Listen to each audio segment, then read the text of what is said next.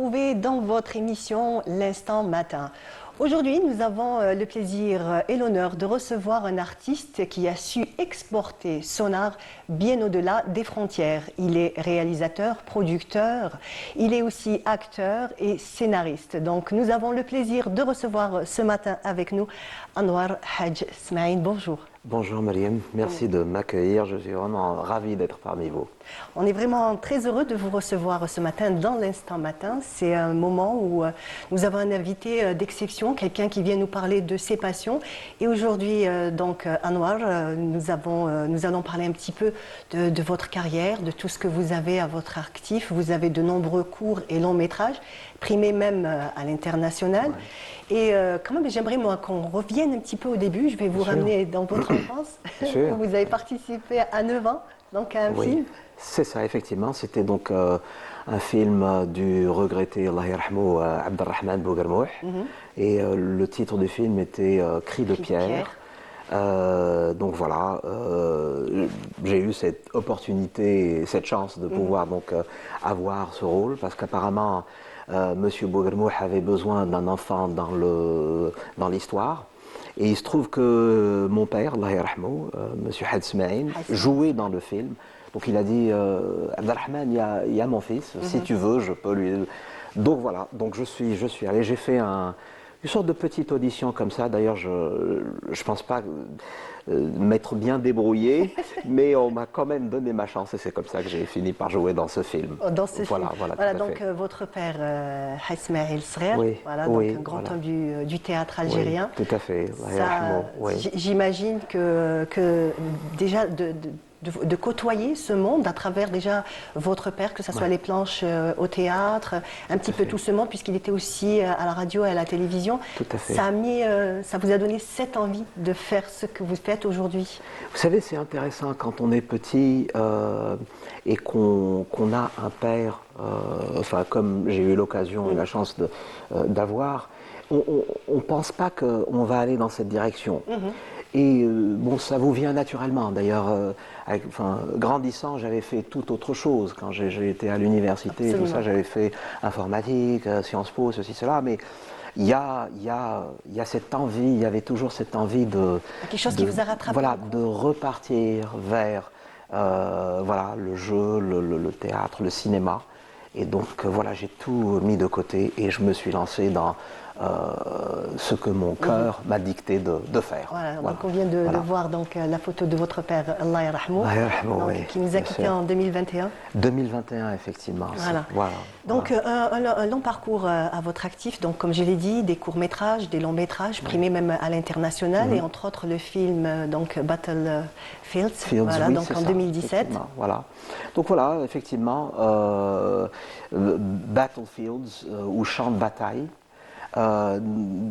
Donc l'idée m'est venue juste après l'invasion de l'Irak, la malheureuse invasion de l'Irak, et je voulais trouver le moyen de répondre en tant que, disons, scénariste ou réalisateur à ce que je pensais être une très très grande injustice. Et donc j'ai pensé à écrire donc cette histoire qui rassemble deux personnages qui viennent de deux cultures différentes, deux pays différents, l'un d'Irak et l'autre donc des États-Unis, et donc les rassembler à l'écran à Los Angeles bien après la guerre et montrer comment que ce conflit-là a détruit la vie de l'un et de l'autre.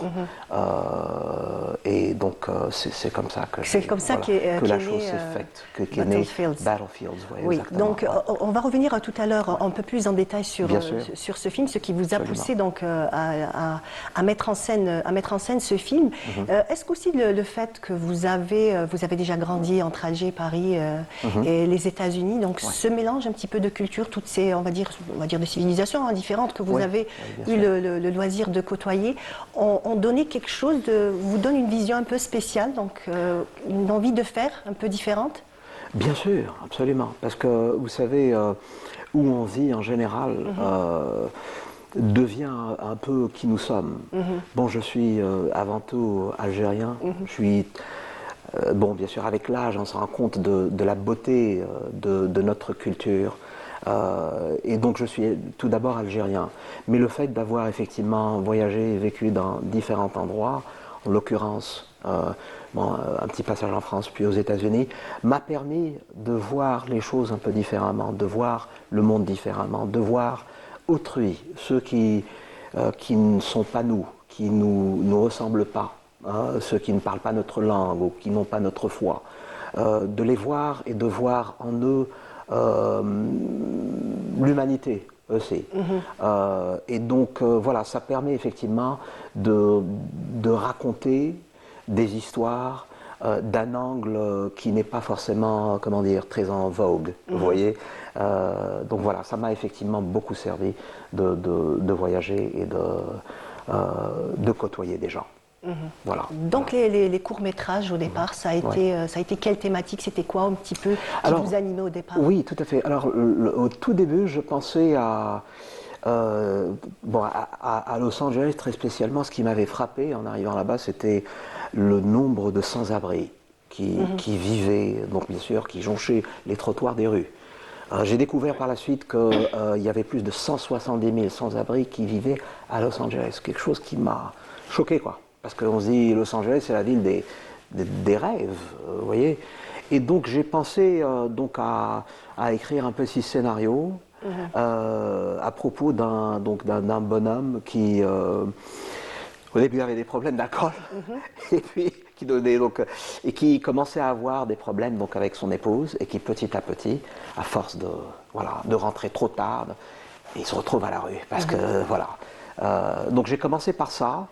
Ça s'appelait Mean Streets, donc les rues méchantes. Donc c'était le premier truc que j'avais fait. Voyons voir, j'ai fait aussi L'Axe du Mal, qui était donc un autre court-métrage à propos de deux illégaux d'origine arabe bien sûr, qui vivaient à Los Angeles et qui essayaient de faire des choses de leur vie, de sortir de leur illégalité. Pendant que, bon, bien sûr, aux informations, la société en général parlait beaucoup de ceux qui venaient d'ailleurs, qui prenaient le travail des autres et qui éventuellement, parce que c'était après le 11 septembre, qui éventuellement étaient là peut-être pour foutre la zizanie, alors que c'était des gens tout simplement qui avaient des rêves, qui voulaient faire des choses de leur vie. Qui voulaient tout simplement vivre. Voilà, tout à fait. Et donc c'est un petit peu au gré de vos rencontres que vous choisissiez un petit peu déjà peut-être votre prochain film. Il y a aussi l'écriture du scénario. Donc il y a aussi l'écriture, vous mettez un point d'honneur à l'écriture du scénario? Oui, bien sûr. Alors il y a effectivement les rencontres, mais je pense qu'un scénariste ou un réalisateur doit avoir un sens de l'observation très très aigu. C'est ce que... Excusez-moi, je vous interromps. Oui, bien sûr. Tout à l'heure, quand on s'est rencontrés en coulisses, donc il m'a dit, je suis venu à pied, donc du Téligny, et j'imagine, on a parlé de marcher, donc marcher dans les rues, et on revient à ce sens de l'observation. J'imagine que c'est à partir de là que tout prend naissance. Absolument, tout à fait. Donc, observer sans forcément juger. Tout simplement observer et voir donc les circonstances des uns et des autres, et ce qui motive chacun à se comporter d'une certaine manière, à dire des choses d'une certaine manière, à peut-être aider autrui, à être en bonne ou mauvaise humeur, donc avoir un sens de l'observation aigu, bien sûr rencontrer des gens et donc échanger avec eux, connaître leur passé, leur vie. Avoir une bonne curiosité. Voilà, ça aide beaucoup. Et je pense aussi avoir un très grand sens de l'humain, voir les autres comme des êtres humains, non pas comme comme des riches, des pauvres, voilà. D'après leur classe sociale, d'après leurs conditions. Alors, on a quelques extraits déjà de quelques images. Est-ce que vous pouvez nous les commenter? Alors... Ah oui. Alors, oui, ça c'était quand je recevais le prix, j'avais reçu donc le prix du meilleur réalisateur et meilleur scénariste pour un film qui s'appelait Les Convertis. Ça c'est Battlefields, ça c'est mon équipe de tournage, enfin en Russie là, on voit beaucoup de avec Sean Stone, l'ami, fils d'Oliver Stone. Voilà, c'est de beaux souvenirs. Parce que ça déjà c'est pratiquement une histoire. Ça raconte un parcours un parcours d'une personne qui veut donner un sens à sa vie en racontant différentes histoires, certaines qui lui ressemblent et certaines qui ressemblent à autrui. Voilà. Et en général, c'est pour créer des discussions. Voilà, c'est ça en fait. D'accord. Voilà. Donc pour la réalisation, oui, allez-y. Celle-là est intéressante, celle qu'on vient juste de voir. Oui, la dernière photo, c'était avec Eduardo Ponti, le fils du fameux producteur Carlo Ponti, qui était l'époux de Madame Sophia Loren. Oui. Donc j'avais fait un casting, c'était pendant le Covid. Papa était toujours avec nous, Allah yarhamou.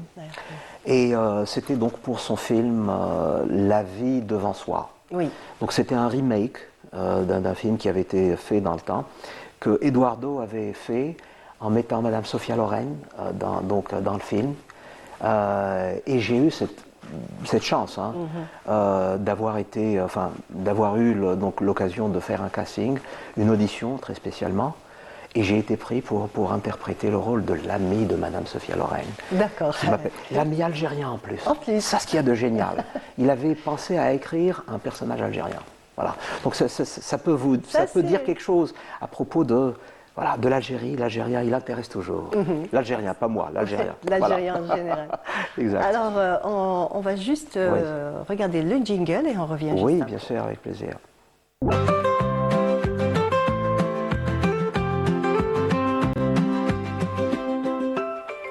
Alors, donc, vous avez tourné dans beaucoup de productions hollywoodiennes. Quel a été le défi pour vous? Alors, le défi, en toute franchise, a été, voyons voir, déjà de se voir proposer des rôles qui ne mettaient pas ma culture sous une lumière positive. Donc c'est ça, le défi pour chaque acteur de descendance arabe et de se voir présenter donc des rôles qui sont un peu négatifs. Parce que malheureusement, il y a beaucoup de ça à Hollywood. L'autre défi, c'est que, bien sûr, il y a une population énorme qui est dans le jeu, dans le acting. Donc beaucoup de gens viennent faire des auditions pour un rôle. Surtout quand la production est importante. Beaucoup de gens tentent leur chance. Et donc on se retrouve comme ça en face d'une dizaine de personnes. Donc le producteur, ses assistants, des fois il y a le réalisateur. Et c'est des gens qui sont très très influents et qui savent ce qu'ils veulent. Et donc le défi, c'est aussi d'entendre des « No thank you, merci ». Prochain. C'est un peu l'industrie, quoi. Oui. Donc voilà, c'est ça le défi. Très bien.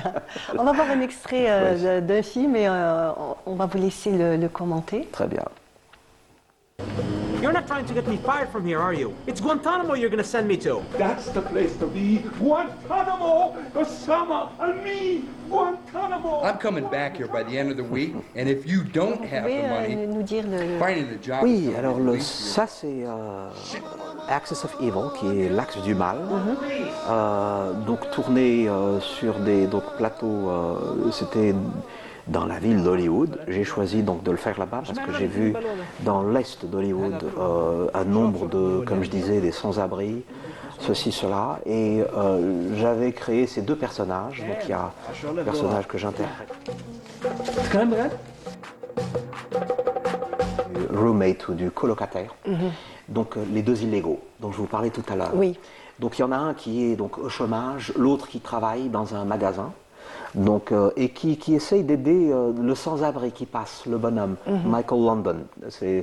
Donc, qui essaye de l'aider. Donc, c'est un bonhomme qui vit dans la rue, qui passe de temps à autre, et qui demande: est-ce que je peux avoir un café gratuit? Tu veux bien m'aider avec un petit sac de chips ou quoi? Et donc, il l'aide un peu, et il se fait virer à cause de ça.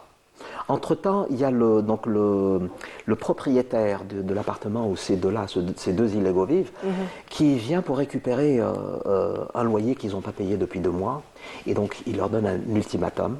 Soit ils payent les 2 mois, soit ils sont dehors. Et donc, ils décident de repartir vers le magasin où un des deux travaillait, d'où il s'était fait virer, pour le cambrioler. Et donc, en faisant ça, les choses se passent très très mal, parce que pendant le hold-up, il y a le propriétaire de l'appartement qui vient faire des courses et il les reconnaît. Voilà. D'accord. Donc c'était un peu ça. C'est un petit peu ça. Vous avez toujours un petit peu, que ce soit dans vos films ou dans vos courts-métrages, cette condition humaine, ce côté humain que vous essayez toujours de remettre en avant. Oui, tout à fait. C'est important. Bien au-delà, comme vous dites, des nationalités, des religions. Bien sûr. Vous savez, voyons voir, venant du Sud, enfin du monde du Sud, quelque chose dont je suis fier, je suis très très content de venir du Sud. Parce que j'adore la culture du Sud, j'adore les gens du Sud, que nous sommes. Oui, absolument. La culture du Sud est très très généreuse, elle est très... voilà. Donc je parle de l'humain parce que je me suis retrouvé plusieurs fois, en voyageant, déshumanisé, du fait que j'étais du Sud. Et donc j'essaye d'humaniser qui je suis, qui nous sommes, qui sont les gens. En général, notre culture est une culture qui est très bien et très généreuse. Absolument. Donc, il y a cette authenticité qui est la particularité des gens du Sud, il faut le dire. Oui, absolument. Alors c'est un mot qui est clé, effectivement. L'authenticité est très importante dans ce qu'on écrit et ce qu'on réalise. Parce qu'en fait, l'authenticité, c'est pour moi du moins, c'est un peu décoloniser notre pensée. On a réussi, en tant qu'Algérien déjà, on a réussi à décoloniser notre pays, Dieu merci. Voilà, de ce fait-là, on a cette occasion, on est libre de parler chez nous, dans notre pays, et de célébrer qui nous sommes, notre identité. Le fait de pouvoir écrire d'une manière authentique permet de décoloniser, non pas physiquement, mais plutôt psychologiquement, décoloniser notre mentalité, avoir confiance en qui nous sommes, en nos capacités, et à raconter des histoires à travers notre perspective, à travers notre vision. Voilà. Donc, à travers votre film Battlefields, sorti en 2017, oui. Effectivement, ça se passe, comme vous dites, entre un vétéran qui rentre d'Irak, entre un réfugié irakien. Donc, le départ de l'histoire, c'est ça. Mais en fait, est-ce que ces deux personnes, que ce soit cet Américain, donc ce vétéran, ou cet Irakien, ça pourrait représenter n'importe quel autre pays ou n'importe quelle autre nationalité? Absolument, absolument. Parce que vous savez, cette histoire aurait pu avoir lieu quelque part ailleurs. Voilà, ça aurait pu, voilà, exactement. Nous vivons dans un monde qui connaît des conflits. Et donc il y a beaucoup de gens qui sont affectés par ces conflits. Absolument. Et le fait de mettre à l'écran deux personnages qu'un conflit qui n'ont pas forcément choisi affecte, donc ce conflit-là, il les affecte tous les deux, et ils réalisent pendant l'histoire que, en fait, peu importe leur nationalité, leur foi, leur culture, la guerre détruit l'humain, et elle commence par détruire quel qu'il soit, celui-là même qui la lance. Vous voyez? Et je pense que nous, Algériens, on est très sensibles à ça, parce qu'on a connu quand même une colonisation, on a décolonisé, Dieu merci. Et donc voilà, c'est à propos de ça. Très bien. Voilà. Donc, cinéma engagé, on en a parlé tout à l'heure. Donc, vous m'avez dit que vous faisiez donc des courts-métrages ou des films donc mainstream, mais en même temps aussi donc le cinéma engagé. Est-ce qu'on peut dire qu'il y a l'art et la manière de présenter ce film? Le film du cinéma engagé en général. Voilà, du cinéma engagé en général. Oui, tout à fait. Vous savez, on va dire ces 20 dernières années, il y a beaucoup de gens qui s'intéressent au cinéma engagé. Parce que les gens, non seulement, disons, en Amérique du Nord en général, mais aussi en Occident et ailleurs dans le monde, ont pris conscience que les blockbusters qui sortent d'Hollywood, qui montrent que le héros n'est que, disons, le blanc. Le blanc, absolument. Voilà, exactement. Il y a beaucoup de fausseté dans ça et ça n'enseigne rien. Ça n'enseigne aucune valeur. Donc le cinéma engagé qui montre, qui humanise et qui valorise la culture des autres trouve des audiences. Et elles sont énormes. Il y a des gens qui s'intéressent beaucoup aux histoires qui arrivent ailleurs. Je pense que c'est aussi le fait qu'on veuille comprendre les autres, accepter leur humanité, accepter qui ils sont et vivre dans avoir une meilleure harmonie entre les peuples et les sociétés. Donc, alors on va voir un extrait donc, de votre film. Oui, bien sûr.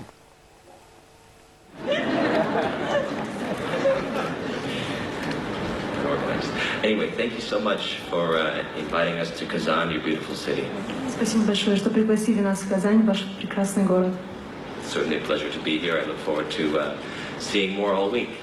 Для нас удовольствие быть здесь, и мы будем здесь всю неделю. Good evening.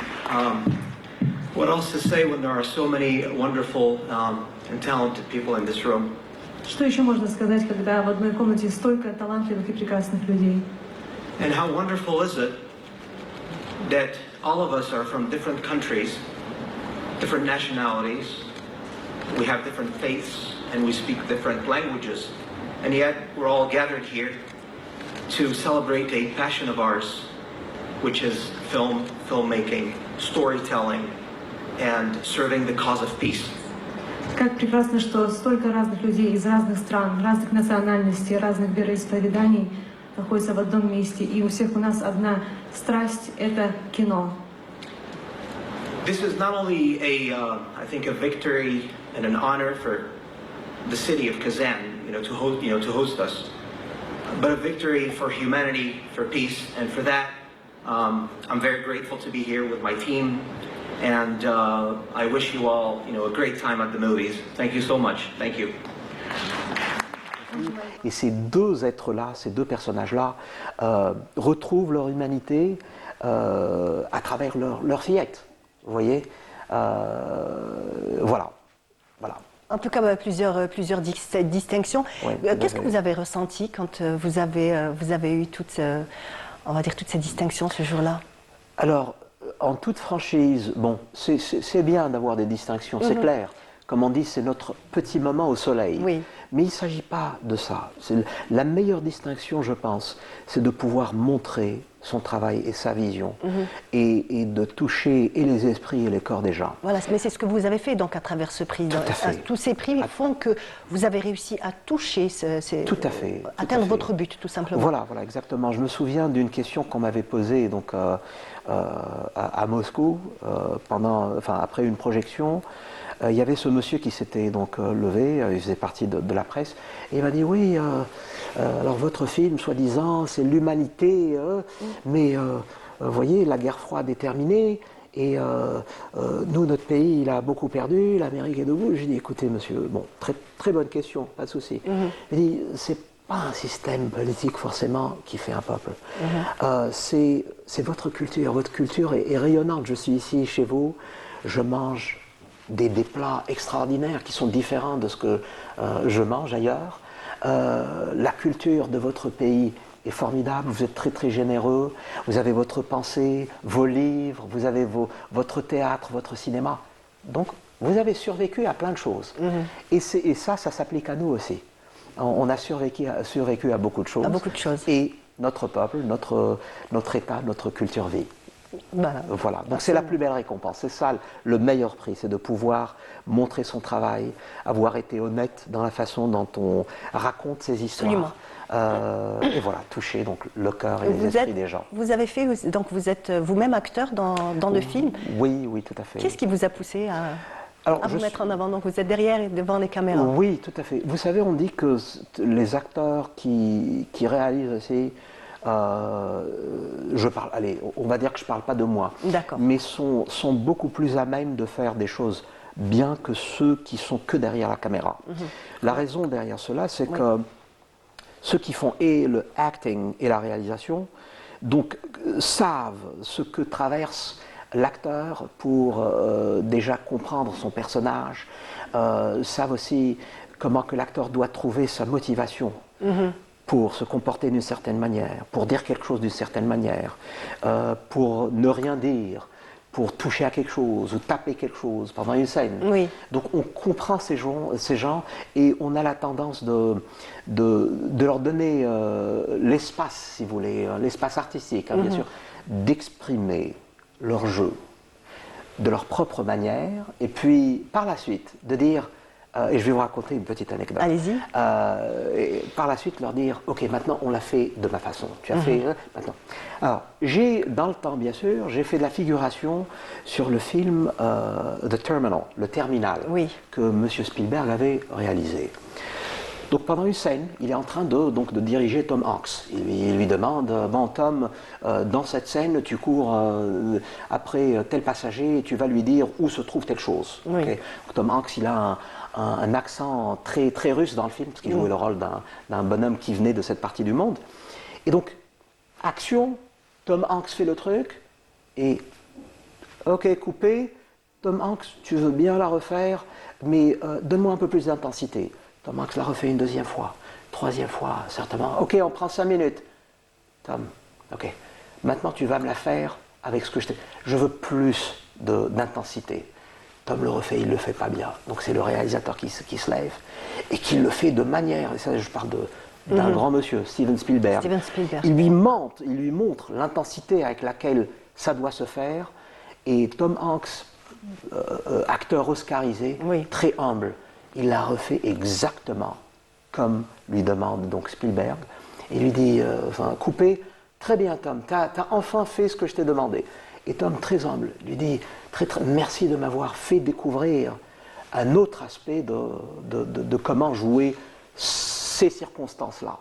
Et c'est ça la beauté du magic qu'on doit créer en faisant un film. Absolument. Et aussi le plus qu'on a en étant et acteur et réalisateur. Voilà, donc Voilà. ça fait réellement Tout à fait, tout un à fait. petit plus. Voilà, voilà. En tout cas, on arrive à la fin de notre Oui, émission, bien de sûr, notre entretien. bien sûr. Ça a été un réel plaisir, Le plaisir est pour moi. de vous recevoir, Oui. de découvrir vos films, de vous découvrir déjà c'est gentil. vous-même en tant que personne, en tant qu'Algérien, donc vivant aux États-Unis et faisant ce lien et ce pont entre l'Algérie Tout à fait. et l'Occident. Tout à fait. Écoutez, moi je dois vous remercier, vous, Merci. Canal Algérie, tout votre staff, la télévision algérienne et notre beau peuple, notre belle culture. Merci de m'avoir invité. Merci encore, Voilà. merci.